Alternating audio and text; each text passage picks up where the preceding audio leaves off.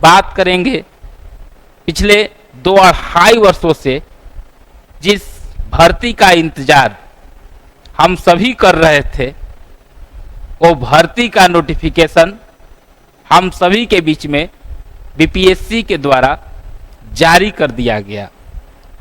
हम पहली बार देख रहे हैं कि कोई परीक्षा का भर्ती का इंतजार 2-2.5 वर्षों से सभी छात्र भी कर रहे थे और शिक्षक वर्ग भी कर रहे थे, लेकिन नोटिफिकेशन जैसे ही आया ना छात्रों के बीच में उस तरीके का उत्साह नजर नहीं आ रहा है। और हम बात कर रहे हैं बीपीएससी टीआरई 4 की।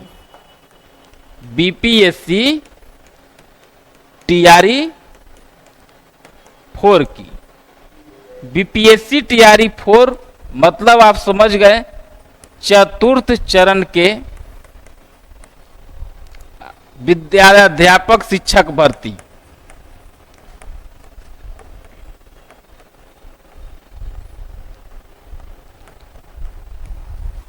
ध्यान सुनिएगा, बीपीएससी टीआरई 4 जिसका इंतजार सभी छात्र कर रहे थे, सभी शिक्षक भी कर रहे थे, लेकिन हम पहली बार देख रहे हैं कि जिसका इंतजार लंबे समय से किया जा रहा है और उसके आने के बाद भी लोगों के बीच में खुशी और उल्लास नहीं है। इसका कारण है कि इस नोटिफिकेशन जो आया है,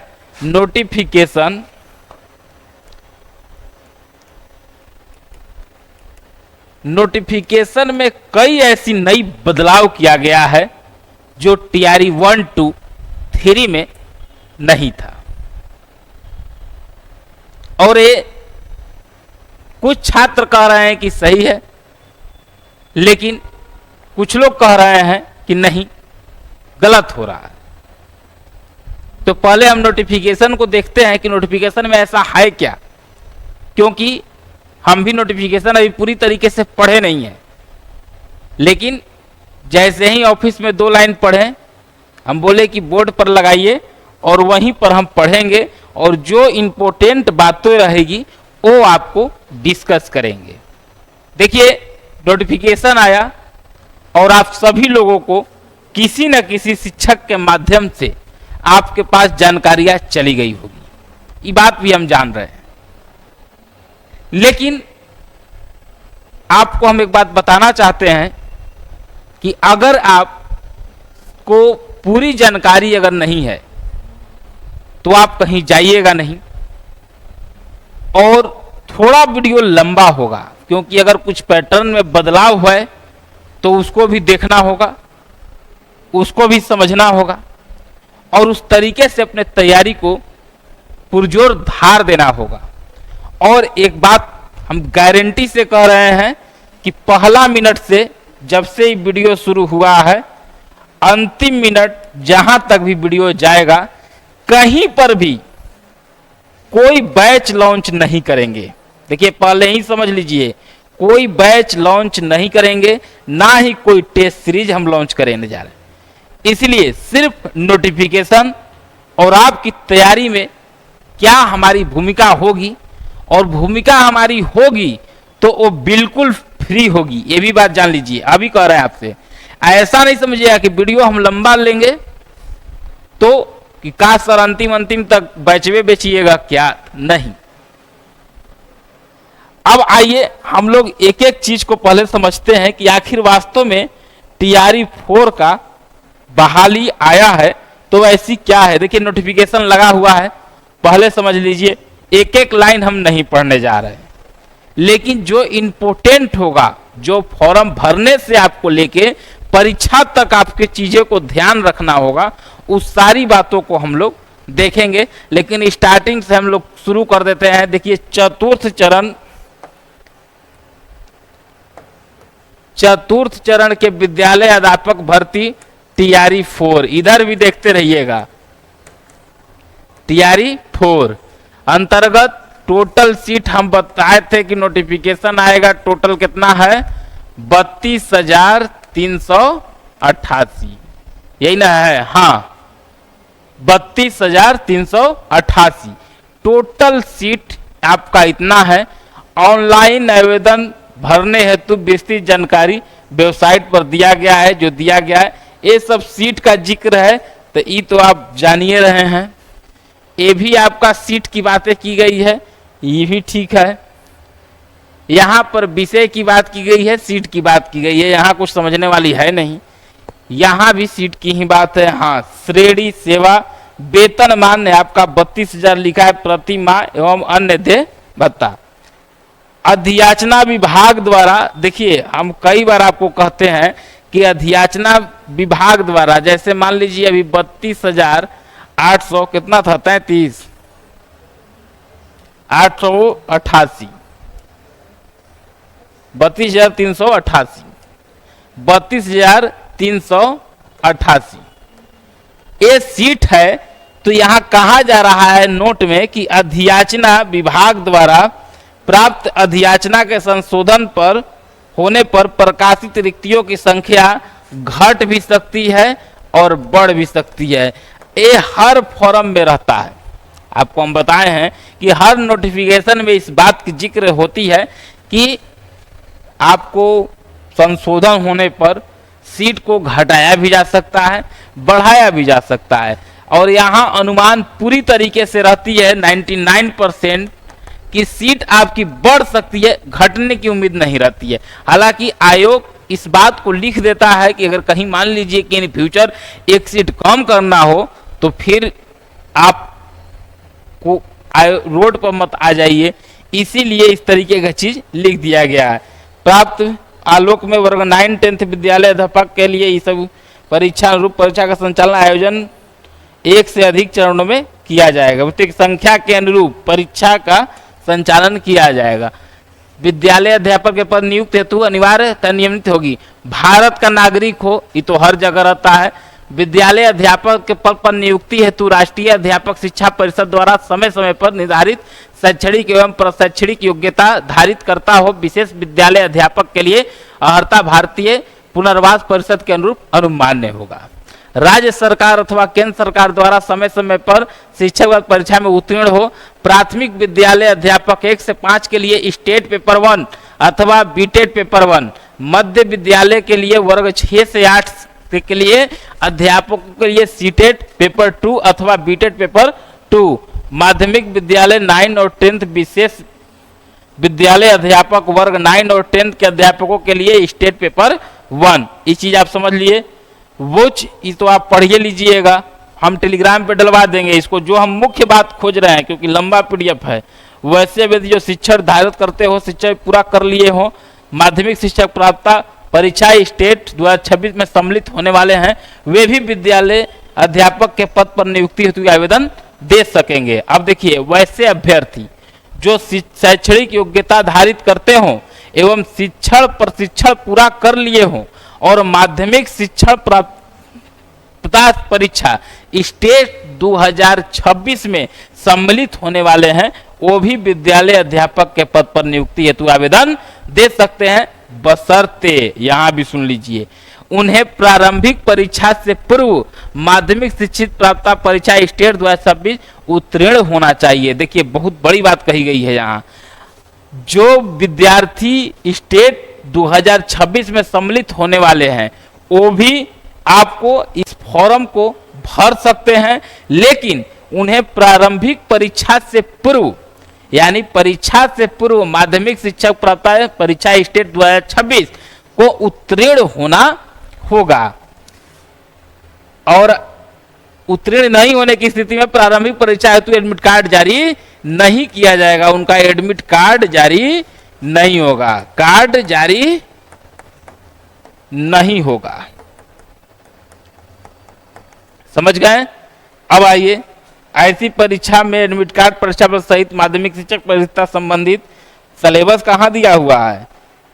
शिक्षा विभाग, तो वही चीजें पढ़ लीजिएगा।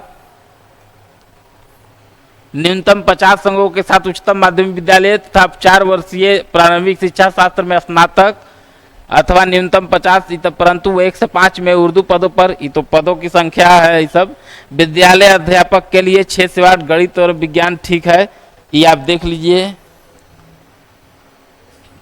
6 से 8 माननीय सर्वोच्च न्यायालय के आदेश के आलोक में NIOS द्वारा प्रदत्त 18 महीने का डीएलएड की उपाधि मान्य होगा। हाँ देखिए, सर्वोच्च न्यायालय के आदेश के आलोक में जो आपको 18 महीने का जो डीएलएड होता है, डीएलएड की उपाधि को मान्य होगा। वैसे शिक्षक जो इतना से पूर्व से कार्यरत है उनकी 18 माह की डीएलएड डिग्री मान्य होगी। ये आप देखिए, यहाँ नोट पर हम जहाँ घेरा मारे इसको देख लीजिएगा।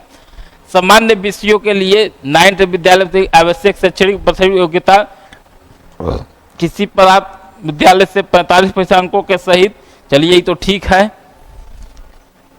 45% के साथ संगीत विषय के लिए कक्षा 9 अध्यापक के लिए आवश्यक शैक्षणिक योग्यता, देखिए शैक्षणिक योग्यता दिया गया है, इसको आप देखिएगा क्या क्या योग्यता है जिसमें इस तरीके की चीजें लिखी गई है। इसको हम टेलीग्राम पे डलवा देंगे। विषय में कोई 2 विषय स्नातक हो स्तर पर पठित हो अथवा इंजीनियरिंग स्नातक जिसमें गणित की विशेषता हो, शिक्षा विभाग सामाजिक विज्ञान स्नातक स्तर पर, ये हर विषय का अलग अलग अपना कोटेशन दिया गया है। यहाँ 11-12 कक्षा सिलेबस कहाँ दिया हुआ है, किसी मान्यता प्राप्त कंप्यूटर विषय के लिए विद्यालय की शैक्षणिक योग्यता, देखिए यहाँ भी योग्यता है। Post physics, chemistry, economics, botany, geology, math देख लीजिए। संस्था के संबंध में किसी प्रकार का विवाद होने पर प्रशासनिक विभाग द्वारा निर्णय अंतिम निर्णय होगा। अगर संस्था के संबंध में किसी प्रकार का विवाद होगा तो अंतिम जो निर्णय होगा प्रशासनिक विभाग का निर्णय ही अंतिम आपका निर्णय होगा। शिक्षा विभाग केंद्र, आयु सीमा देख लीजिए, सभी पदों के लिए न्यूनतम उम्र सीमा की गणना 1/8/2026 तथा कार्मिक पर प्रधान सुधार विभाग बिहार आलोक में सभी पदों के लिए अधियाचना उम्र सीमा की गणना 1/8/24 को आधार मानकर ही की जाएगी। और क्या है इसमें, इसमें कुछ ऐसा नहीं है। सिलेबस कहाँ है, सिलेबस चयन की प्रक्रिया देखिए, इसी को तो खोज रहे थे जल्दी जल्दी हम, क्योंकि असली समय तो यहीं लगेगा। देखिए चयन की प्रक्रिया, प्रारंभिक परीक्षा एवं मुख्य परीक्षा के आधार पर चयन किया जाएगा। अब देखिए, यानी कि प्रारंभिक परीक्षा यानी आपका पीटी लिया जाएगा और आपका मेंस लिया जाएगा।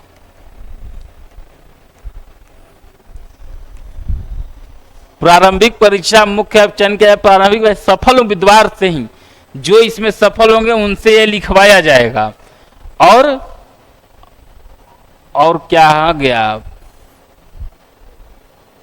प्रारंभिक परीक्षा समय मुख्य परीक्षा के आवेदन के लिए आवेदन आमंत्रित किए जाएंगे। प्रारंभिक और मुख्य परीक्षा में आवेदन में दी गई सूचनाओं से में भिन्नता होने की स्थिति में आवेदक को मुख्य परीक्षा में सम्मिलित होने से वंचित किया जाएगा। अगर मान लीजिए कोई छात्र अगर पीटी पास कर गया, सिलेबस की बात करेंगे, घबराइए नहीं, इसी पेज को तो लाने के लिए हम उतना देर से इसको स्किप कर रहे थे। अब देखिए, अगर कोई छात्र प्रारंभिक परीक्षा में अपना डिटेल एड्रेस दिए हुए हैं, अगर मुख्य परीक्षा में आवेदन लिया जाएगा और भिन्न पा गया, वहां कुछ और दिया गया, यहाँ कुछ और दिया गया है, तो उस स्थिति में मुख्य परीक्षा में सम्मिलित होने से उनको वंचित रखा जाएगा, यानी वो परीक्षा आपका नहीं देंगे। इसलिए आप जो भी एड्रेस अपना भरिएगा उसको पूरे ध्यान से, पूरे होश हवास में देख के भरिएगा। उसको पर्याप्त समय आपको दिया मिला होगा, 1 महीना का समय मिला हुआ है। प्रारंभिक परीक्षा, प्रारंभिक प्रतियोगी परीक्षा सामान्य अध्ययन विषय की होगी, ठीक है, मोटा मोटी सामान्य अध्ययन विषय जिसके सभी प्रश्न वस्तुनिष्ठ प्रश्न होंगे। परीक्षा की अवधि 2 घंटे की होगी, यानी 2 घंटे मतलब कहने का सर 60 गुना के 120 मिनट, हिंदी में लिखते हैं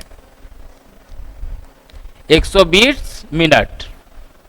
और आपको क्या है, अवधि 2 घंटे की होगी और 150 क्वेश्चन होंगे, 150 क्वेश्चन होगा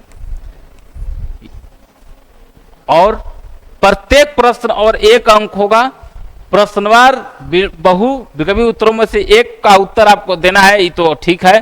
प्रारंभिक परीक्षा में गलत उत्तर के लिए नकारात्मक, अच्छा निगेटिव भी है, 1/3 निगेटिव के साथ आपको परीक्षा देनी होगी। और सबसे बड़ी बात अभी बोली गई है, देखते जाइए अभी आगे आगे क्या हो रहा है। निगेटिव एक का प्रावधान होगा, प्रत्येक प्रश्न के लिए 5 विकल्प होंगे ABCDE। अभ्यर्थी को एक सही उत्तर, देखिए ABCD आपको विकल्प होंगे, पहले हमारा पढ़ लेने दीजिए। किसी भी स्थिति अभ्यर्थी उत्तर नहीं देना चाहते हैं तो विकल्प ई का चयन करना अनिवार्य होगा। किसी भी स्थिति में प्रत्येक प्रश्न के लिए केवल एक उत्तर चुनना है। यदि कोई अभ्यर्थी पांचों विकल्प में से किसी का भी चयन नहीं करते हैं तो ऐसे पर उनको नकारात्मक उनका नंबर काट लिया जाएगा। देखिए सबसे बड़ी बात बोली गई है बीपीएससी के द्वारा, आपको 5 ऑप्शन होगा, समझिएगा ABCDE 5 को हो गया ना। हाँ, इसमें से अगर ये आपको पता है कि हमारा A ऑप्शन है, चाहे B है, चाहे C है, चाहे D है, आप उसको मार दीजिए। गलत हो गया तो नंबर कट जाएगा 1/3।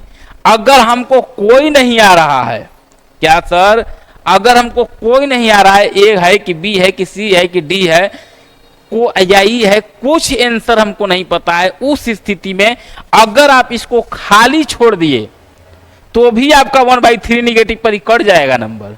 लेकिन उस स्थिति में आपको ई ऑप्शन को टिक कर देना है, यही है ना।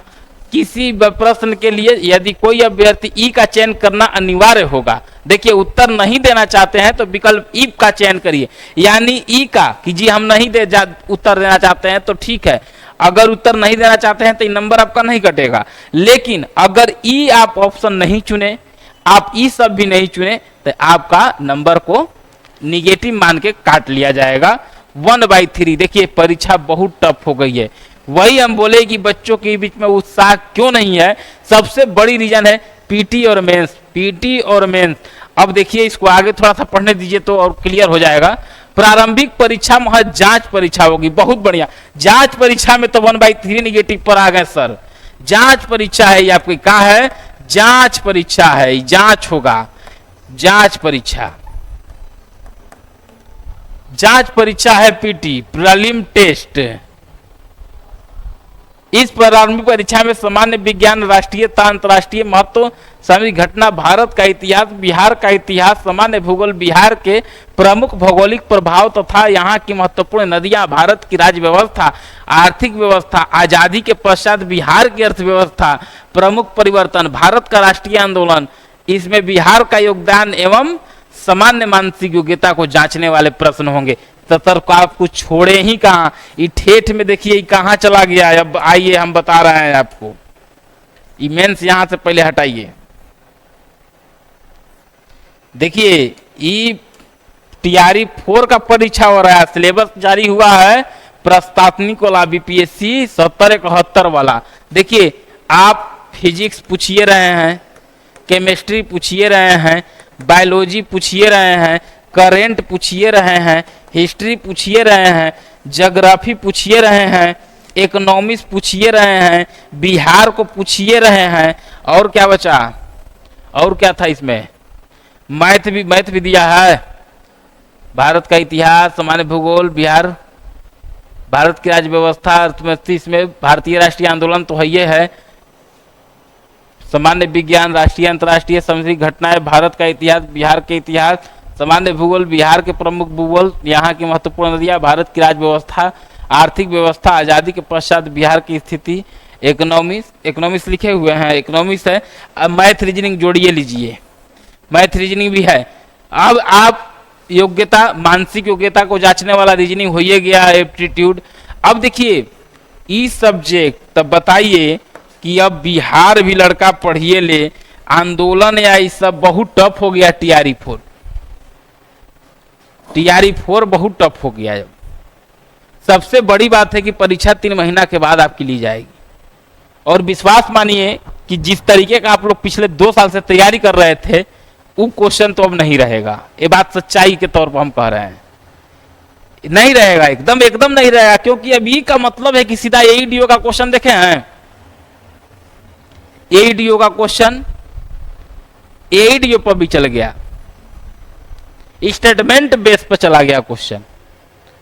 और ये सिर्फ आपकी जांच परीक्षा होगी, इसीलिए इस परीक्षा को कहा जा रहा है कि एक बार परीक्षा लीजिए। और अगर सर ये आपको एक चीज लेना ही था आयोग से भी, सर पहले बोल दिए रहते। ये 3 महीना का सिलेबस नहीं है।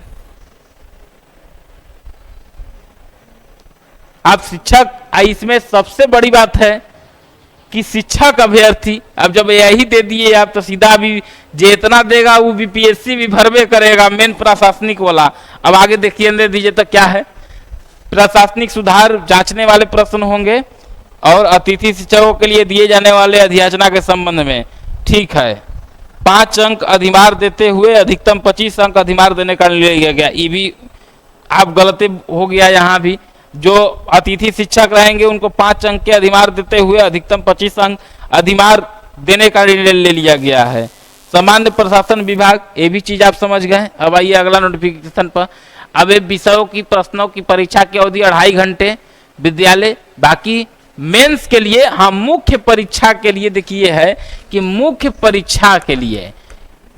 परीक्षा में जो पहले से आपकी सिलेबस थी, मुख्य परीक्षा में जो पुराना वाला लैंग्वेज होता था, जीएस जो आपको पीआरटी में 30 नंबर का लैंग्वेज होता था, उसके बाद 120 नंबर में जीएस में मैथ, रीजनिंग, करेंट, आपको भूगोल, ज्योग्राफी, इकोनॉमिक्स जो भी पूछता था, बजट ओजट वो सब रहेगा। बाकी 6 से 8, 9, 10 उस सब का जो सिलेबस है मुख्य परीक्षा में वही रहेगा, लेकिन यहां भी 1/3 निगेटिव के साथ रहेगा।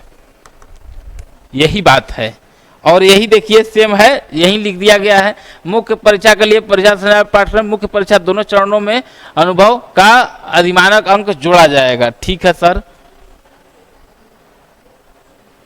सभी पदों के लिए दी जाने वाली मुख्य परीक्षा वस्तुनिष्ठ एवं बहुकल्पीय होगी, यानी पीटी भी होगा, मेंस भी होगा, यानी पीटी और मेंस दोनों आपको ऑब्जेक्टिव होगा। जो कि हम 5 रोज पहले वीडियो में आपको, जिस समय लोग संशय बना रहा था कि बीपीएससी को स्पष्ट करना चाहिए, उस समय हम आपको स्पष्ट किए थे। वीडियो देख लीजिएगा कि 99% एकदम कन्फर्म रहिए कि परीक्षा ऑब्जेक्टिव फॉर्मेट में ही, एमसीक्यू फॉर्मेट में होगी। आप जो हमारी वीडियो को देखे होंगे तो इस बात को समझ गए होंगे। अब देखिए मेगा सूची का निर्धारण किया जाएगा ऐसे। अब फार्म कब से भरा रहा है, इसमें साक्षात्कार नहीं लिखा जाएगा। साक्षात्कार प्राथमिक विद्यालय, कोई अभ्यर्थी शिक्षा विभाग आयोग के विज्ञापन, इसमें भी पिछड़ा वर्ग एवं अत्यंत पिछड़ा जाति प्रमाण पत्र। तो आप आरक्षण के लिए सामान्य प्रशासन विभाग द्वारा लागू आरक्षण का प्रावधान प्रभावी होगा। ऑनलाइन आवेदन पत्र में इंगित कॉलम में आरक्षण का दावा नहीं करने पर आरक्षण का लाभ नहीं मिलेगा। यानी कि अगर आपको आरक्षण का लाभ लेना है तो जो आरक्षण वाला कलम है, माने कॉलम जो लाइन रहता है, उसको ऑनलाइन करने के दौरान उस कॉलम में भर दीजिएगा, नहीं तो उसका लाभ आपको नहीं मिलेगा। लाभ राज्य सरकार नियमों के अनुसार और राज्य सरकार के सक्षम पदाधिकारी द्वारा निर्गत प्रमाण पत्र के आधार पर ही दिए होगा। मतलब आरक्षण का लाभ बिहार के मूल निवासी को ही होगा। देखिए आरक्षण का जो लाभ मिलेगा वो बिहार के ही निवासी को मिलेगा। तो बिहार के निवासी ये हर समय रहता है, लेकिन जैसे अब बाहरी भर सकते हैं कि नहीं, तो बाहरी व्यक्ति इस फॉर्म को भर सकते हैं, लेकिन बाहर की यानी अदर स्टेट जैसे बिहार हो गया, तो कोई झारखंड या यूपी से भरना चाहे तो भरेगा लोग, चाहे महिला हो चाहे पुरुष। उन लोग को आरक्षण का लाभ नहीं मिलेगा, वो लोग जनरल कैटेगरी में देखा जाएगा और वही जनरल कैटेगरी से उन लोग का रिजल्ट दिया जाएगा। पिछड़ा वर्ग प्रमाण पत्र, हाँ आरक्षण कर विवाहित महिला, ये थोड़ा तो सुनिए, आरक्षण का दावा करने वाली विवाहित महिलाओं का जाति, अस्थायी निवास, क्लियर रहित प्रमाण पत्र उनके पिता के नाम पर और पिता के अस्थायी पता से निर्गत होना चाहिए, न कि उनके पति के नाम एवं पता से। आरक्षण का दावा विवाहित महिला का जाति, अस्थायी निवास, ये सब जो चीजें हैं वो विवाहित जो महिला है उनके पति के नाम पे नहीं, पिता के नाम पर, पिता के अस्थायी पता से निर्गत होना चाहिए, न कि उनके पति के नाम एवं पता से। ये बात को ध्यान में रखिएगा। अनुसूचित एक कोड है, जब फॉर्म अप्लाई करने के समय मूल निवासी दिव्यांग मात्र को ही 36 आरक्षण, ठीक है, ये आरक्षण का लाभ है। सामान्य सभी वांछित प्रमाण पत्र शैक्षिक योग्यता ऑनलाइन आवेदन के क्रम में अभ्यर्थियों से सूचना सिर्फ डाटाबेस संधारित करने हेतु ली जाती है। अगर उक्त सूचना से संबंधित किसी प्रकार का छूट विज्ञापन में अंकित नहीं है तो उसका दावा न तो मान्य होगा और न ही उसका लाभ देय होगा। विज्ञापन में वर्णित सूचनाएं आयोग द्वारा किसी भी समय मांगे जाने पर अभ्यर्थियों को सक्षम प्रतिवाद द्वारा निर्गत। मैट्रिक का प्रमाण पत्र विज्ञापन पर अनुरूप, ये आप देख लीजिएगा, हम डलवा देंगे सब। अन्य सुविधा का लाभ देखिए, भुगतान प्रारंभ करने की तिथि 1 तारीख से आपका होगा 1/9/2026 से। भुगतान की अंतिम तिथि 29/9/2026, यानी कि 1 महीना आपका फॉर्म भरा जाएगा। प्रारंभ करने की तिथि 1/9/30 तारीख तक आपका भुगतान की अंतिम तिथि आपको 30। ऑनलाइन आवेदन भरने की अंतिम तिथि 30 तारीख है। आवेदन भरने की अंतिम तिथि 30/9/2026 है। पत्र एवं माध्यमिक शिक्षक प्रदा परीक्षा स्टेट के रिजल्ट कार्ड नंबर के स्थान पर ये आपको निर्गत करने की तिथि पर परीक्षा तिथि अंकित करेंगे। हाई कॉपी आवेदन ओटीपी ये सब आप देख लीजिए।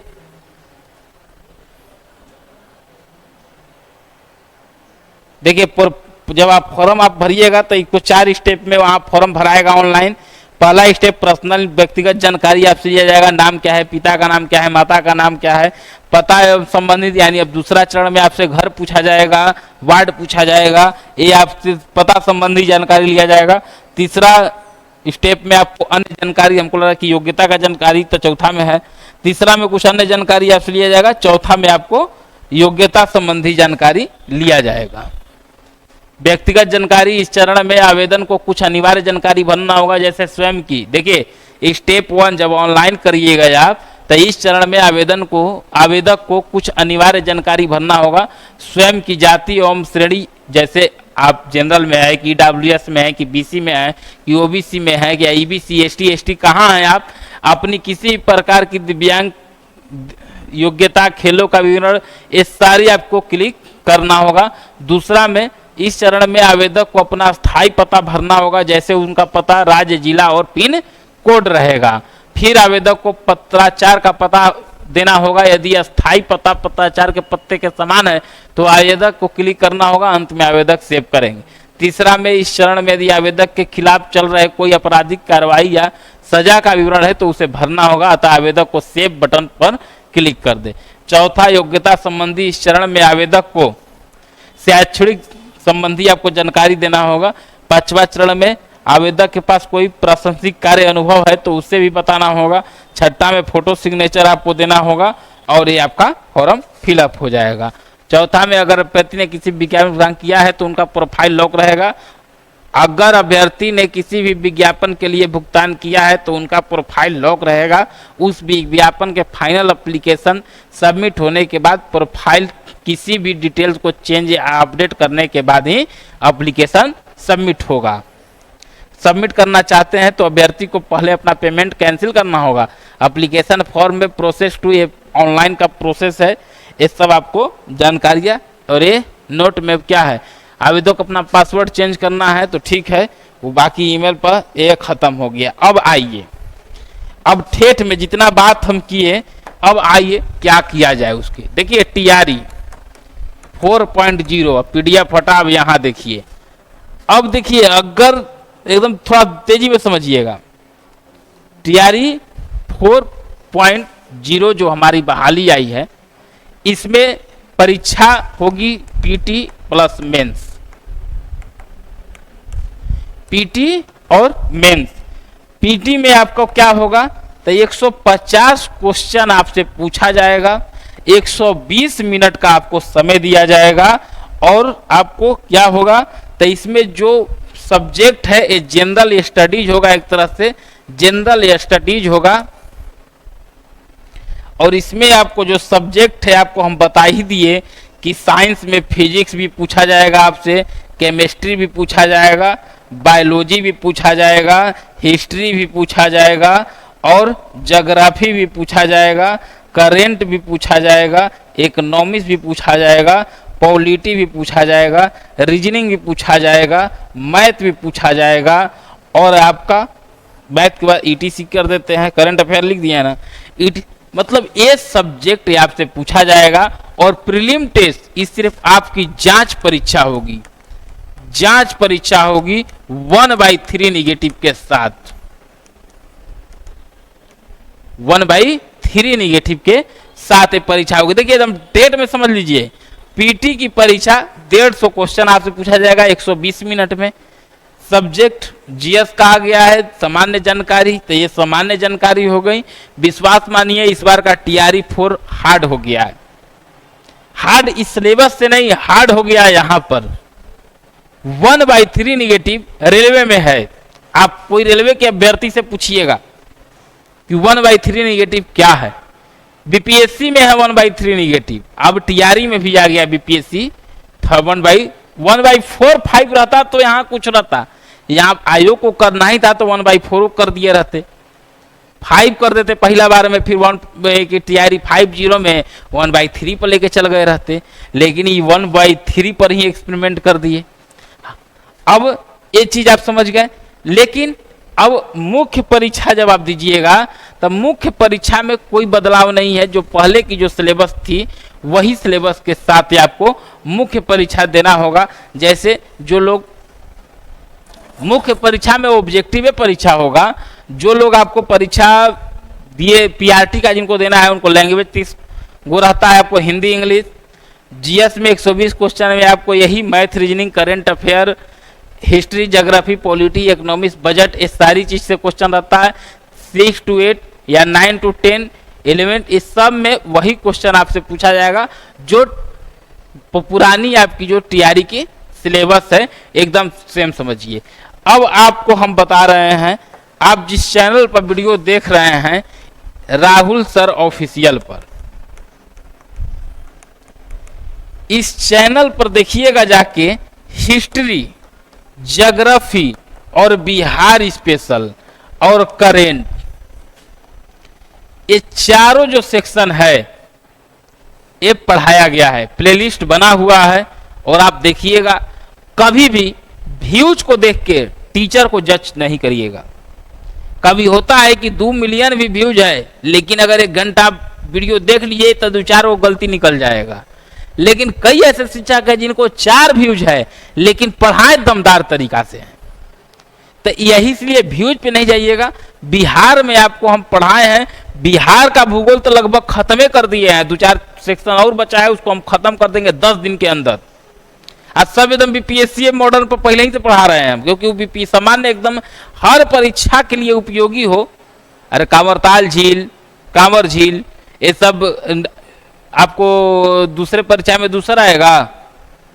आपको हम पढ़ाए हैं ककोलत, फिर आपको पढ़ाए हैं हम आपको तुतला भवानी, कई झरना बताए हैं, सोन नदी बताए हैं, गंडक बताए हैं, सोन नदी परियोजना बताए हैं, गंडक परियोजना बताए हैं, फिर ये आपको कोसी परियोजना बताए हैं। सब यहाँ बिहार के भूगोल में बताए हुए हैं। बिहार का इतिहास नहीं शुरू किए हुए हैं, बिहार का इतिहास हम आपको शुरू कर देते हैं। आधुनिक भारत चल रहा है, आप इस चैनल को जरूर खोलिएगा, देखिएगा। सब्सक्राइब करने के लिए हम पहले भी नहीं बोले हैं, आज भी नहीं बोलने के लिए, हम जब पहले ही बोल दिए कि हमको व्यूज से बहुत ज़्यादा अथी नहीं रहता, हमको 10 आदमी भी सुनेगा हमको अच्छा लगता है। आप लोग का प्यार बस ऐसे ही मिले, हम तो सोचे भी नहीं थे कि इतना प्यार मिलेगा जितना आप लोग हमको दे दिए या दे रहे हैं। समझ लीजिए, एकमात्र अकेले इस चैनल पर हम खड़ा होकर पढ़ाते हैं, ये सारे सब्जेक्ट हम पढ़ाते हैं, फिर भी आप लोग का जो सपोर्ट और समर्थन मिलता है इसके लिए हम आपका सदैव आभारी हैं। और यही कारण है कि आपके लिए हम भी लगे रहते हैं। लेकिन वीडियो थोड़ा लेट पहुंचने का कारण होती है कि मेरा ऑफलाइन क्लास का शेड्यूल बहुत अलग रहता है, इसलिए यूट्यूब पर आने में थोड़ा सा, क्योंकि हम जहां रहते हैं वहां स्टूडियो नहीं बनाए हुए हैं, समझ गए। तो जब क्लास लेते हैं तो कभी कभी क्लास लेते लेते हम लोग थोड़ा सा लगता है कि अब यूट्यूब का क्लास लेने में, लेकिन अब हम उसमें तेजी लाएंगे। आप लोगों के लिए भरोसा रखिए। बिहार, आपको बिहार का ज्योग्राफी पढ़ाए हैं, आप देख लीजिएगा। इंडियन विश्व का भूगोल खत्म कर दिया, लेकिन वो आपसे नहीं पूछेगा, ज्यादा घबराइए नहीं। करेंट अफेयर में आपको अंतर्राष्ट्रीय संस्था ये सब खत्म कर दिए हैं हम, आप जाके एक बार देखिएगा, बहुत अच्छा आपको लगेगा। उम्मीद है कि बात आप समझ गए। बाकी टीआरई के लिए आंदोलन भी हो रही है, तैयारी के लिए कि परीक्षा एगो हो तो वो अलग प्रक्रिया है, आपको पढ़ाई भी जारी रखनी है, बाकी अपना लोकतांत्रिक प्रदेश में अपना आवाज भी आपको उठानी है। और पहली बात कि 1/3 निगेटिव है तो घबराइएगा नहीं, अभी से थोड़ा सा तैयारी करने का आपको तरीका आप बदलना होगा। अगर सिर्फ आप टीआरई 4 की तैयारी कर रहे थे पिछले पैटर्न के अनुसार तो आपको सिलेबस में बदलाव आपको हो गया है, तो आपको भी सिलेबस के अनुसार खुद को बदल देना होगा। इसका जीता जाता एईडीओ का अगर आप परीक्षा दिए होंगे तो क्वेश्चन निकाल के देख लीजिएगा, उसी पैटर्न पर तैयारी करके चल जाइएगा। किसी भी शिक्षक से पढ़िएगा उसी पैटर्न पर चल जाइएगा, कहीं आपको कोई समस्या उत्पन्न नहीं होगी। उम्मीद है कि हमारी आप टोटल बात को समझ गए होंगे। बाकी आप बिहार